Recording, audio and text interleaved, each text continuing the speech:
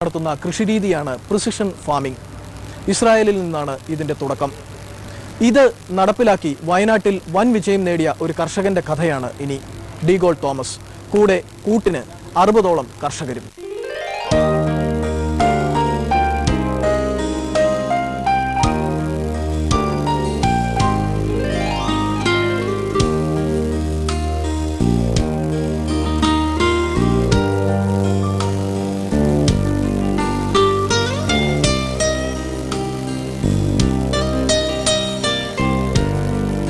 ചെടിയുടെ ഉൽപാദനശേഷി പരമാവധി പ്രയോജനപ്പെടുത്തുകയാണ് precision farming അഥവാ സൂക്ഷ്മ കൃഷിയുടെ കാതൽ. പരമ്പരാഗത കൃഷിയെ അപേക്ഷിച്ച് 1/3 മാത്രം വളവും വെള്ളവും മതി. വിളവ് 200% വരെ കൂടും. സാധാരണ രീതിയിൽ നമ്മൾ കൺവെൻഷണൽ സ്റ്റൈലില് ഫാമിങ്ങിൽ നമ്മൾ ഇപ്പം വിത്തിറക്കി കഴിഞ്ഞാൽ നമ്മൾ സാധാരണ ചെയ്യുക, അതിന് നമ്മളുടെ പൂർവികന്മാർ ചെയ്തിട്ടുള്ള രീതിയിൽ, അല്ലെങ്കിൽ പണ്ട് നമ്മൾ പഠിച്ചു വെച്ചിട്ടുള്ളത് എന്താണ്, ആ ചെടിക്ക് എന്താണ് വേണ്ടത് എന്ന് മനസ്സിലാക്കാതെ നമ്മൾ വളം ചെയ്യുക, അല്ലെങ്കിൽ കീടനാശിനി കൊടുക്കുക. അത് ഏറ്റവും നല്ല രീതിയിൽ നമ്മൾ ചെയ്യുമ്പോൾ അത് ഗുഡ് അഗ്രികൾച്ചർ പ്രാക്ടീസ് അല്ലെങ്കിൽ GAP എന്നായി മാറും. അപ്പോൾ അത് നമ്മളുടെ ഇപ്പോഴത്തെ ഫാമിംഗ് ടെക്നോളജിയിൽ അല്ലെങ്കിൽ ഇപ്പോഴത്തെ നമ്മുടെ കൺവെൻഷണൽ സ്റ്റൈലിൽ നമ്മൾ അങ്ങനെ വരുന്നില്ല. അവർ ചെയ്യാന്ന് പറഞ്ഞാൽ ഒരു 100 ഗ്രാം അല്ലെങ്കിൽ 120 ഗ്രാമൊക്കെ ഒരു ചെടിയുടെ ചുവട്ടിൽ ഒരു മാസം നമ്മൾ വളം ചെയ്യുന്നുണ്ടെങ്കിൽ, പ്രിസിഷൻ ഫാമിംഗ് രീതിയിൽ നമ്മൾ 1 ഗ്രാമിൽ താഴെ വളമേ ഒരു ചെടിക്ക് ഒരു ദിവസം കൊടുക്കുള്ളൂ.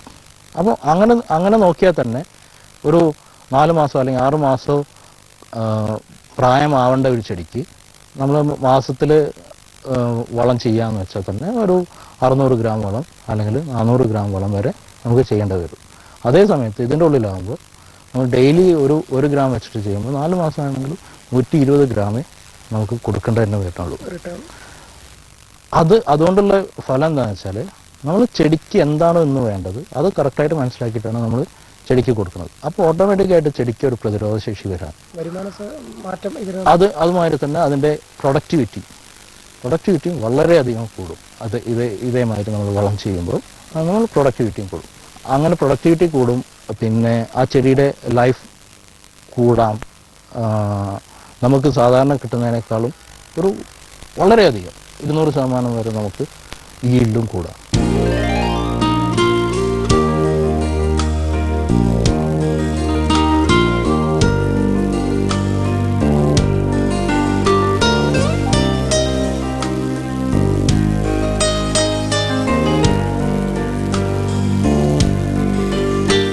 എട്ട് വർഷം അബുദാബിയിൽ ഇന്റീരിയർ ഡിസൈനറായിരുന്നു ഇദ്ദേഹം.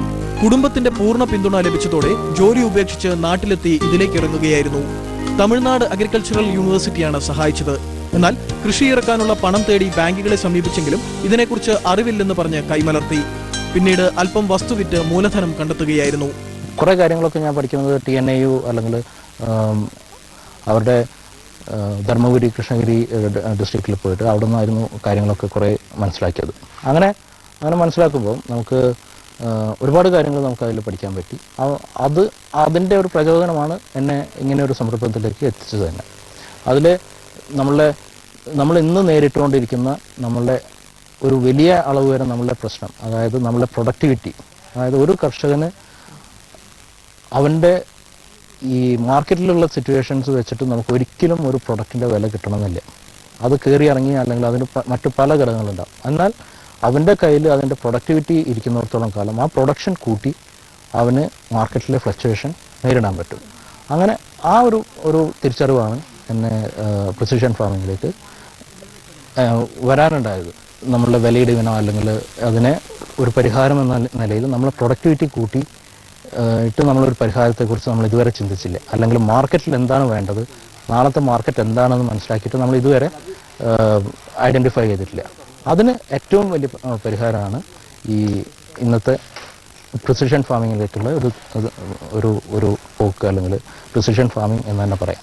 95% വെജിറ്റബിളും നമുക്ക് വരുന്നത് തമിഴ്നാട് അല്ലെങ്കിൽ കർണാടകയിൽ നിന്നാണ്. നമ്മളിവിടെ വെജിറ്റബിൾ എത്ര തന്നെ ഉണ്ടാക്കിക്കോ, നമ്മൾ കേരളത്തിൽ ഉണ്ടാക്കുന്ന വെജിറ്റബിൾ ആണെന്ന് പറഞ്ഞാൽ മാത്രം മതി ആ വെജിറ്റബിൾ മാർക്കറ്റിൽ വിൽക്കാൻ. അപ്പം നമുക്കിവിടെ വെജിറ്റബിൾ നമ്മൾ പ്രൊഡ്യൂസ് ചെയ്യാഞ്ഞിട്ടാണ്. നമ്മൾ ആരും അതിനൊരു എഫേർട്ട് എടുക്കാത്തതുകൊണ്ടാണ്. എഫേർട്ട് എടുക്കാത്തത് ഒറ്റ പ്രശ്നമേ ഉള്ളൂ, അയാൾക്ക് ആ വെജിറ്റബിൾ ഉണ്ടാക്കി കഴിഞ്ഞാൽ അവനത് വയബിൾ ആവില്ല. അതായത് അവൻ അതിൻ്റെ ഉള്ളിൽ നിന്നുള്ള ഈൽഡ് കൊണ്ട് അത് മുന്നോട്ട് കൊണ്ടുപോകാൻ പറ്റില്ല. അപ്പം പ്രൊഡക്ടിവിറ്റി കൂട്ടാൻ വേണ്ടിയിട്ട് ഇതുമാതിരി പ്രിസിഷൻ ഫാമിംഗ് അത് ഓപ്പണിലാണെങ്കിലും ചെയ്യാം, കൺട്രോൾഡ് അറ്റ്മോസ്ഫിയറിലും ചെയ്യാം.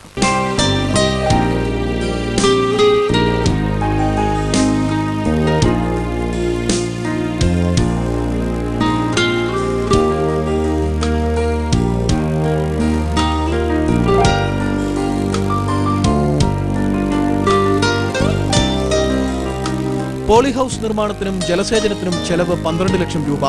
സലാഡ് കുക്കുംബറിലായിരുന്നു തുടക്കം. വിത്തിട്ട് 24-ാം ദിവസം മുതൽ ചെടി പൂത്തു തുടങ്ങി.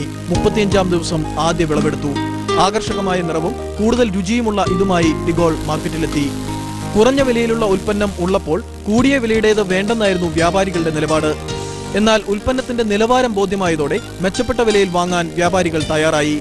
പിന്നീട് ഡിഗോളിന് തിരിഞ്ഞു നോക്കേണ്ടി വന്നില്ല. പയർ, തക്കാളി, മല്ലിച്ചപ്പ്, ചീര തുടങ്ങി ടൺ കണക്കിന് പച്ചക്കറിയാണ് 25 സെന്റ് ഭൂമിയിൽ നിന്ന് ഒരു വർഷത്തിനിടെ ഇദ്ദേഹം ഉൽപ്പാദിപ്പിച്ചത്.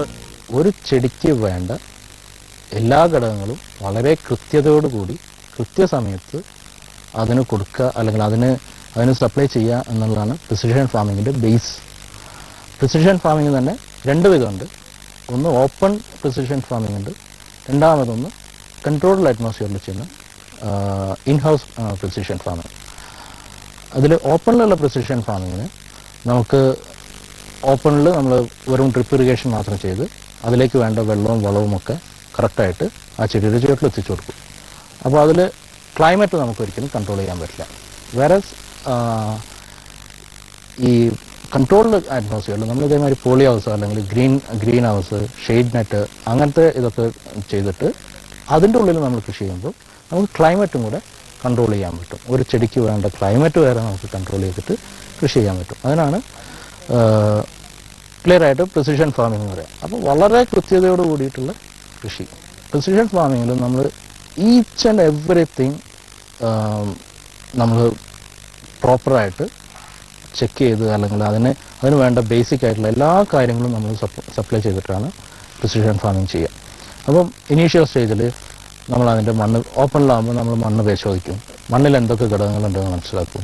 അതിനനുസരിച്ച് നമ്മൾ ചെയ്യാൻ പോകുന്ന കൃഷി ഏതാണ്, അതിന് വേണ്ട വളങ്ങൾ ഏതാണെന്നുള്ളത് മനസ്സിലാക്കും. അപ്പം അതിൽ എത്രത്തോളം ഉണ്ട്, അത്രത്തോളം നമുക്ക് ഓൾറെഡി ആ മണ്ണിലുണ്ട്, ഇല്ലാത്ത ഘടകങ്ങൾ ഏതാണ്, അത് കറക്റ്റായിട്ട് മനസ്സിലാക്കി നമ്മൾ ആ പർട്ടിക്കുലർ ക്രോപ്പിന് വേണ്ട ഒരു ഷെഡ്യൂൾ നമ്മൾ പ്രിപ്പയർ ചെയ്യും. ആ ഷെഡ്യൂൾ പ്രിപ്പയർ ചെയ്തിട്ട് അത് ഇപ്പോൾ ഓപ്പണിലൊക്കെ ആകുമ്പോൾ നമ്മൾ 3 ദിവസത്തിൽ ഒരിക്കലൊക്കെ ആയിരിക്കും മിക്കവാറും വളം ചെയ്യുക. അപ്പോൾ അതിന് ഡെയിലി ഫെർട്ടിഗേഷൻ ചെയ്യുന്ന അതിന് ഫെർട്ടിഗേഷൻ എന്നാണ് പറയുക. അതായത് ഇറിഗേഷനും ഫെർട്ടിലൈസറും സപ്ലൈ ചെയ്യുന്നതിന് ഫെർട്ടിഗേഷൻ എന്നാണ് പറയുക. അപ്പോൾ കറക്റ്റായിട്ട് നമ്മൾ 3 ദിവസത്തിൽ ഒരിക്കലും ഫെർട്ടിഗേഷൻ അല്ലെങ്കിൽ ഈവൻ ഡെയിലി ഫെർട്ടിഗേഷൻ ചെയ്യുന്നതുമുണ്ട്. അപ്പോൾ സാധാരണ നമ്മൾ ചെയ്യുമ്പോൾ അവിടെ നിന്ന് വിത്തും നമ്മൾ സെലക്ട് ചെയ്യും. അതായത് ഏറ്റവും നല്ല ക്വാളിറ്റി നമ്മൾ മണ്ണ് പരിശോധന കഴിഞ്ഞ് വിത്തും നമ്മൾ സെലക്ട് ചെയ്തു. അത് കഴിഞ്ഞിട്ട് ആ ക്രോപ്പ് അതിൻ്റെ വളർച്ചാ ദശകത്തിൽ അതിന് എന്തൊക്കെ പ്രതികൂലമായ സാഹചര്യങ്ങളുണ്ട്. ഇപ്പം തക്കാളി മാതിരിയുള്ള ഒരു ചെടി വെക്കുമ്പോൾ അത് നല്ല ഹൈറ്റിൽ പോവാം. അപ്പോൾ ഹൈറ്റിൽ പോകുമ്പം അതിന് സപ്പോർട്ട് വേണം. ആ സപ്പോർട്ടും ഇങ്ങനത്തെ കാര്യങ്ങളും കൂടെ നമ്മൾ മുൻകൂട്ടി കാണും. അതല്ലാതെ ഇപ്പോൾ വാഴ വെക്കുമ്പോൾ വാഴയ്ക്ക് ഊന്ന് കൊടുക്കുമ്പോൾ അല്ലെങ്കിൽ അത് കെട്ടാനുള്ള ഒടിഞ്ഞു വീഴുമ്പോഴായിരിക്കും നമ്മൾ കെട്ടാൻ പോകുന്നത്. അങ്ങനത്തെ ഇതൊന്നുമില്ല. ഒരു ചെടി വെച്ചാൽ ആ ചെടിയിൽ നിന്ന് കൃത്യമായി നമ്മൾ അതിൻ്റെ ഫലം എടുക്കും എന്ന് ഉറപ്പാക്കും. അതാണ് പ്രിസിഷൻ ഫാമിങ്ങിൻ്റെ ഒരു ബേസ്.